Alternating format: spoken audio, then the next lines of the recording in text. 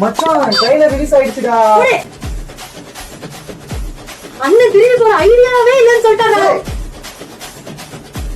மச்சான் வேற லெவல்டா.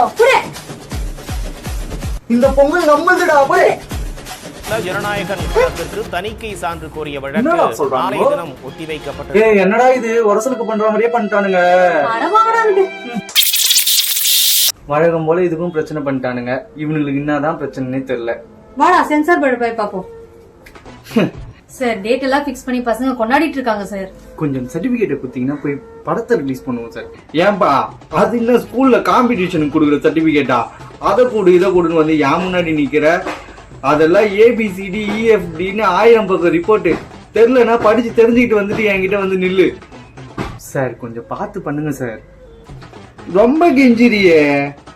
ஆமா உங்க ப்ராஜெக்டோட வேல்யூவேஷன் என்ன? டேய் பர்மிட் பண்ண முடியுமா முடியாதாடா? சார் இதெல்லாம் சரிப்பட்டு வராது. கூட்டுறவு பஞ்சாயத்து.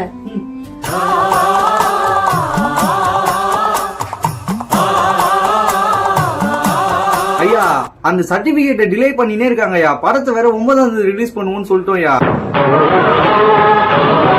அதை கொடுத்து விட்டாங்கன்னா நாங்க டக்குன்னு போய் ரிலீஸ் பண்ணுவோம்ல. கொஞ்சம் அவங்களுக்கு என்னன்னு கேளுங்க ஐயா. அது என்னையா சர்டிபிகேட் என்னன்னு பார்த்து பண்ணி விட வேண்டியதானே? அவனே எதுக்கு அலக்கழிச்சுக்கிட்டு இருக்கீங்க? என்னடா மூஞ்சி இது? இதெல்லாம் வியாபாரம் ஆகாது. ஏயா இவங்க கேக்குறாங்கன்னு எடுத்து கொடுத்துட முடியுமா? அதுக்கெல்லாம் ஒரு சட்டத்திட்டம் இல்லையா? அதுக்கெல்லாம் கொஞ்சம் டைம் ஆகும்யா. அடங்கப்பா இது உலக நடிப்புடா சாமி. ஐயா நீ என்ன 9ஆம் தேதி ரிலீஸ் பண்ணுவியா? ஒரு நாள் தள்ளி வச்சா ஆகாதா?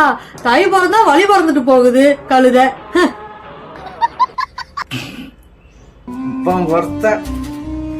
ஐயா உங்களுக்கு தெரியாது ஒண்ணும் இல்ல. வரசல்ல பாத்தீங்க தானே?